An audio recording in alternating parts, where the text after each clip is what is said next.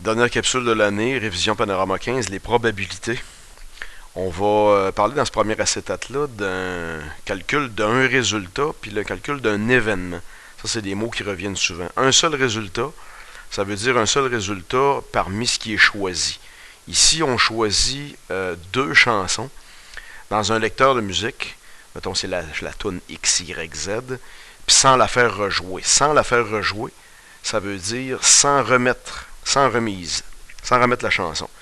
Alors, on se fait un arbre. Dans un arbre, on place le visuel des résultats. Première chanson, on peut faire jouer la toune X, la toune Y ou la Z. Deuxième chanson, si j'ai fait jouer la X, il reste seulement la Y ou la Z. Donc, je peux avoir la X suivie de la Y dans l'ordre. Puis on peut calculer la probabilité de ce résultat-là seulement, que ce duo de chansons-là ait joué. La probabilité du X, de la première chanson, c'est une chance sur 3.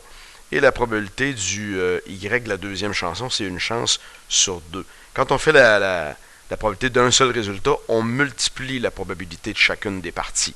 Fait qu'ici, ça donne 1 fois 1, 1, 3 fois 2, 6. La probabilité ici, elle va être la même, peu importe ce qui va se passer, peu importe le duo de chansons, parce que on dit qu'ils sont équiprobables. Équiprobable, ça veut dire que chaque duo, chaque paire de chansons a la même chance d'arriver. Fait que je pourrais avoir X suivi de Z, si on respecte ça dans cet ordre-là. Si j'ai fait jouer la Y, je peux faire jouer la X ou la Z. Si j'ai fait jouer la Z, je peux faire jouer la X ou la Y. Puis je peux avoir le duo YX. Je peux avoir le duo YZ. Et ils sont tous équiprobables. ZX, ça veut ZY, ça veut dire qu'ils ont toutes la même chance de sortir. Donc, ils ont toutes une chance sur 6 de sortir. Ça, c'est pour un seul résultat. Si on pense au mot événement, événement, ça veut dire qu'on va faire un regroupement de résultats. Regrouper des résultats, ça veut dire additionner les probabilités. Par exemple, si j'ai indiqué c'est quoi la probabilité d'obtenir au moins la chanson Z dans le duo que tu as. Qu'est-ce qui est touché par ça? On va mettre un petit point fluo. Au moins la toune Z, ben j'ai ça ici, celle-là et celle-là. Donc j'en ai 1, 2, 3, 4 résultats touchés par avoir au moins la chanson Z. Alors pour le résultat qui est juste là, je vais mettre une chance sur 6, puis je vais additionner la probabilité de chacun qui a la toune Z au moins. 1 sur 6 et encore 1 sur 6 pour le dernier. Fait que je vais les additionner. Ce n'est pas des opérations compliquées, mais il faut juste s'en souvenir. Fait qu'ici, ça donne 4 chances sur 6, sont tous au même dénominateur, pour faire jouer au moins la chanson Z. Deuxième exemple, on a une cible sur laquelle on lance 2 dards. Il faut toujours se demander si c'est avec remise ou sans remise. Ici, je le mentionne, c'est avec remise parce que le premier dard, ben, quand je lance le deuxième, la cible est la même. J'ai toujours 2, 3, 4 ou 5 que je peux pogner. On va calculer la probabilité d'avoir une somme des deux nombres, parce qu'on le lance 2 fois, qui est plus petite que 5. Donc, au premier lancer, je peux avoir 2, 3, 4 ou 5. Ils ont une chance sur 4 d'arriver chacun. Un arbre, pour visualiser les résultats, en écrivant les probabilités, c'est ce qu'il y a de meilleur. Ensuite de ça, ben, au deuxième dard, je peux aussi avoir 2, 3, 4 ou 5. Donc, 2, 3, 4 ou 5 partout pour les probabilités. Ça se trouve à être équiprobable aussi. Dans cet exemple-là, on va aller voir un regroupement de résultats.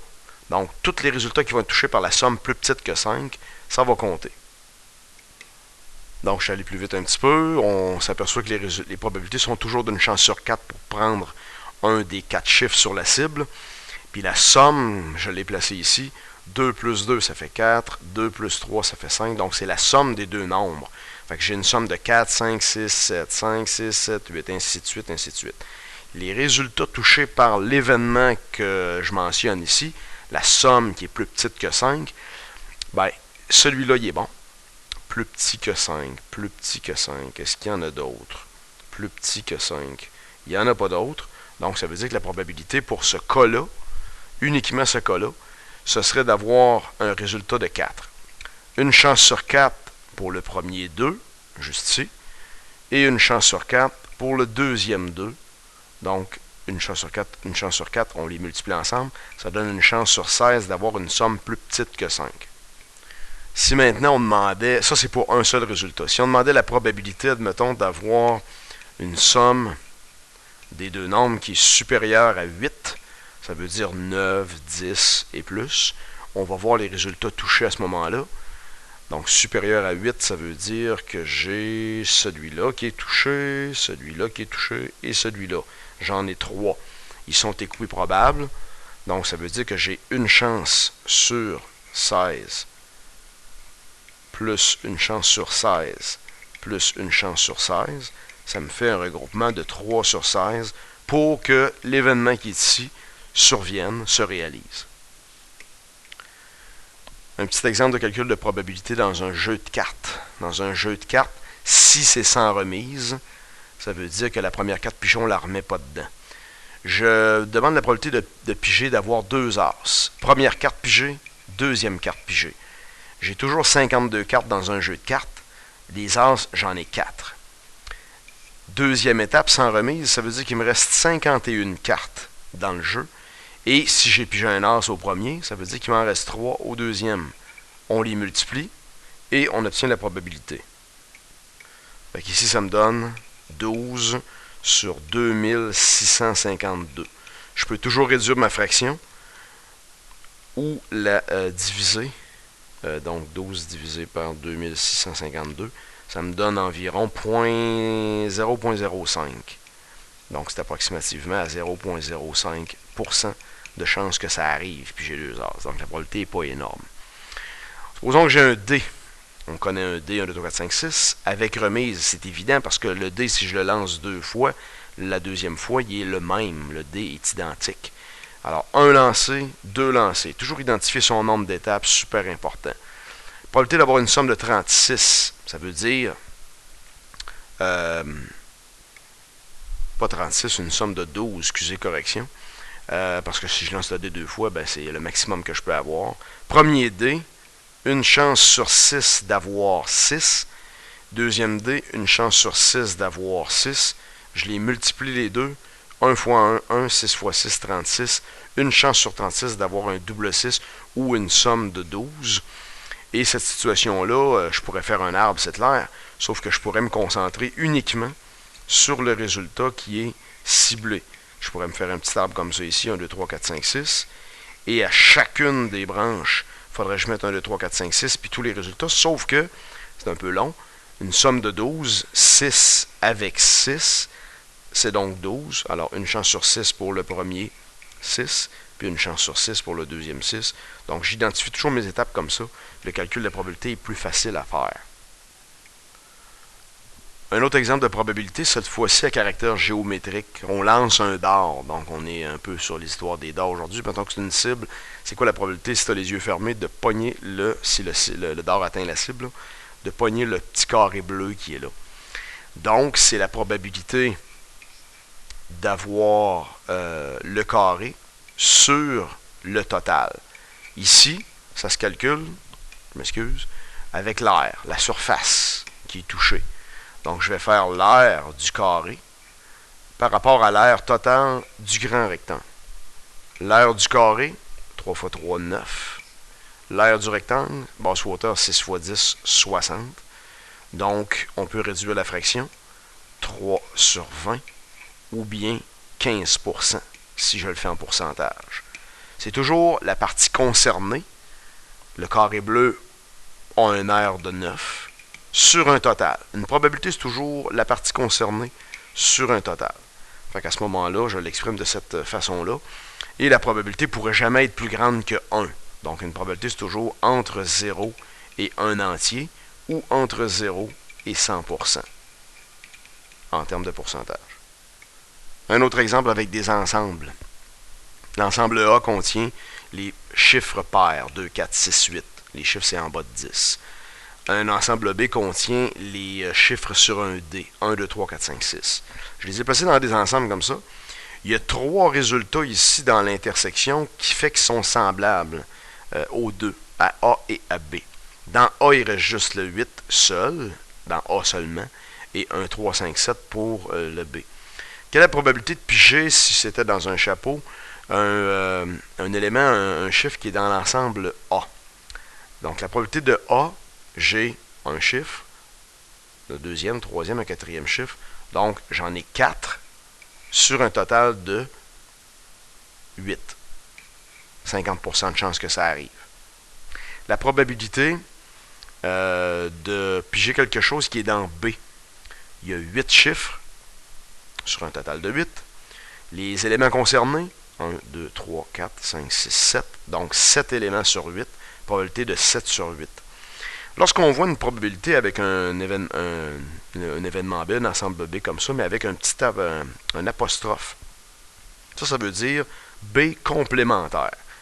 Le complément de B. Okay? Alors, le complément de B, ça veut dire c'est ce qui n'est pas dans B. C'est le contraire de B. Fait que le complément, ça veut dire ce serait juste le 8 qui est là. Seulement le 8 parce qu'il n'est pas dans B. Et la probabilité, ben, c'est le contraire de cette probabilité-là. Donc, ça veut dire un élément sur 8. Ça, c'est pour bien montrer que lorsqu'on fait la probabilité d'un événement, par exemple, comme le B 7 sur 8, et qu'on l'ajoute à son complément, donc ce qui n'est pas dans B, évidemment, ça donne toujours un entier ou 8 sur 8. Donc, on appelle ça des événements qui sont complémentaires. Complémentaires, ça veut dire qu'on peut les symboliser par le symbole union comme ça. Un gros U comme ça voudrait dire que le B plus son complément donne toujours un entier. Ici, on pourrait dire que ça donne oméga. Oméga, ça veut dire tous les résultats possibles. Alors, complémentaire, ça veut dire que quand on les place ensemble, ça donne oméga. Pas plus, pas moins. Compatible. Compatible, ça veut dire en commun. Donc, par exemple, si je fais l'événement A, intersection événement B, le petit symbole qui est ici, c'est le U renversé qui veut dire intersection. Ça veut dire qu'on va aller chercher les résultats qui sont communs à A et à B. Donc ici, j'en ai 3 sur un total de 8. J'ai le 2, le 4 et le 6. Compatible, ça veut dire que le A et le B ont des résultats en commun. Donc, ils sont compatibles. S'il n'y avait pas rien en commun, ils seraient incompatibles. Un exemple de dénombrement de résultats, ça veut dire combien de façons on peut... combien de résultats différents on peut avoir avec, mettons, 3 éléments comme ici, ou plusieurs, peu importe quoi. Fait que c'est toujours important de se poser des questions sur 2 sujets. Est-ce que ça se fait avec ordre? Est-ce qu'on respecte l'ordre? Donc, avec ordre, ça veut dire quoi? Mettons que je place Alain, Brian et Claude, mettons ABC. Je place ABC comme ça, un à côté de l'autre. Ben, si je place ACB, c'est un résultat différent de lui. Fait qu'à ce moment-là, ça veut dire qu'on respecte l'ordre. Donc, on se demande si c'est avec ordre ou sans ordre.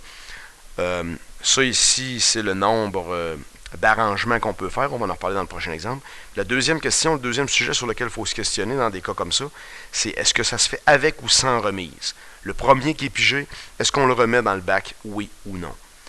Alors ici, on décide avec ordre. Ça veut dire qu'on respecte l'ordre de position des résultats, un peu comme dans cet exemple-là qu'on a mentionné. Fait que là, si c'était avec remise, ça veut dire que j'ai 3 noms que je peux piger dans le chapeau. Avec remise, je l'ai remis dedans, donc il en reste encore 3. Et puis, même chose pour la dernière ici. Donc, ça donne 27 trios, 27 arrangements différents. Donc, à ce moment-là, j'ai, en respectant l'ordre, 27 façons de les positionner si c'était avec remise. Sans remise, la différence, c'est que quand je me mets dans le chapeau la première fois, j'ai 3 noms. Après ça, je ne le remets pas, donc il m'en reste seulement 2. Et je ne le remets pas encore, donc il m'en reste seulement une possibilité. Fait que sans remise, 3 x 2, 6, 6 x 1, 6, j'aurais 6 arrangements possibles pour placer les 3 personnes, mettons, sur une chaise un à côté de l'autre, tout en respectant l'ordre, par contre. Donc, ça fait toute une différence quand on se pose la question avec et sans remise. Un dernier exemple avec des jetons. Dans un chapeau, on a un jeton bleu, rouge, vert, jaune. Je tiens compte de l'ordre ici. Ça veut dire que on considère la position des jetons. De combien de façons peut-on placer ces jetons si on en pige 2 et que ça se fait sans remise? Fait que là, c'est dit clairement, sauf que dans un problème, il faut que tu te le demandes. Est-ce qu'on considère l'ordre? Est-ce qu'on considère que c'est avec ou sans remise? Donc, c'est important. La première chose qu'il faut se demander lorsqu'on considère l'ordre, c'est le nombre d'arrangements qu'on peut avoir. Alors, vu que c'est sans remise, première étape, 4 jetons dans le chapeau. Deuxième étape, sans remise, donc 3 jetons dans le chapeau. Ça veut dire que j'ai 12 possibilités en tenant compte de l'ordre. En tenant compte de l'ordre. Donc ça ici, c'est le nombre d'arrangements que je peux faire. Maintenant, on va les nommer juste pour le détail ici, là. Bleu suivi de rouge, bleu suivi de jaune, bleu suivi de vert. Ou je pourrais avoir rouge suivi de bleu, rouge suivi de jaune, rouge suivi de vert. Je pourrais avoir jaune, bleu, jaune, jaune, rouge, jaune, vert, ou je pourrais avoir vert, bleu, vert, rouge, ou vert, jaune. Okay. Il y a seulement 4 jetons dedans, donc je ne peux pas avoir, puis vu que c'est sans remise, je ne peux pas avoir des couleurs doubles. J'ai 12 arrangements. Les 12 arrangements que je viens de calculer là, sont ici. Là. Ils sont tous là. OK? 3 fois 4, 12, il y en a 12. Fait qu'à ce moment-là, si la question était combien de duos peut-on former sans tenir compte de l'ordre? Sans tenir compte de l'ordre, ça veut dire par exemple que le résultat bleu-rouge, qui est juste ici, et puis le résultat rouge-bleu, là, il serait le même. Ça veut dire qu'il faudrait que je l'enlève. Donc celui-là, là, il est comme celui-là, donc je l'enlève. Et ainsi de suite. Vois-tu ici le jaune-bleu, il y a le bleu-jaune, donc j'en enlève un. Vert-bleu, bleu-vert, j'en enlève un. Vert-rouge, rouge-vert, j'en enlève un. Vert-jaune, jaune-vert, il faut que j'en enlève un. Et puis, rouge-jaune, jaune-rouge, j'en enlève un aussi. Ça veut dire qu'il m'en reste 1, 2, 3, 4, 5, 6. Alors, la question combien de duos peut-on former sans tenir compte de l'ordre, ça veut dire qu'il faut enlever les répétitions, comme je viens de le faire. Mais on ne peut pas le faire toujours à la main comme ça, en faisant l'énumération. Ça s'appelle trouver le nombre de combinaisons. Le nombre de combinaisons, c'est de prendre le nombre d'arrangements, ici on en a trouvé 12 au départ, et de diviser par les résultats qui se répètent. Les résultats qui se répètent, on appelle ça les permutations. Les permutations, dans le duo qu'on a à former, ici on a à former un duo, ça veut dire une paire, donc une paire de 2. Si je me concentrais sur juste une paire, mettons vert-jaune par exemple, de combien de façons je peux les disposer eux autres? Ben, je pourrais écrire vert-jaune ou jaune-vert. Donc j'ai 2 possibilités parce que j'ai 2 couleurs. Puis après ça, il m'en reste juste une. 2 fois 1, ça fait 2. OK? Donc ce que je vais faire pour trouver le nombre de combinaisons, je vais prendre le nombre d'arrangements 12 au départ, c'est-à-dire en tenant compte de l'ordre, c'est toujours le plus gros nombre. Et on va diviser par le nombre de permutations ici que je viens de calculer. Donc je prends comme un duo 2 possibilités multiplié par une possibilité pour écrire, c'est le nombre de façons qu'on peut écrire un duo dans ce cas-là. 12 divisé par 2, ça donne 6. Et c'est justement les 6 qui me restent ici. Là. 1, 2, 3, 4, 5, 6. Mais évidemment, on ne peut pas les énumérer partout, à chaque fois. Alors, le nombre de combinaisons, le nombre d'arrangements, divisé par le nombre de permutations dans le tirage. Et voilà. Merci beaucoup.